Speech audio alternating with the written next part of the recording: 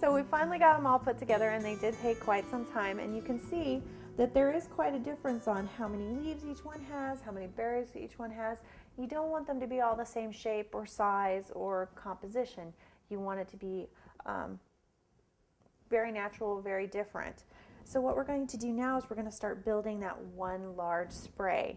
Now, when you see the sprays, especially at the holiday, during the holidays, they're really wide at the top and get kind of narrow at the bottom, almost like grapes, actually. So when you're building that, keep that in mind. Go ahead and pick out whichever one is your favorite, the one you want to hang the lowest. It's going to be your focal point.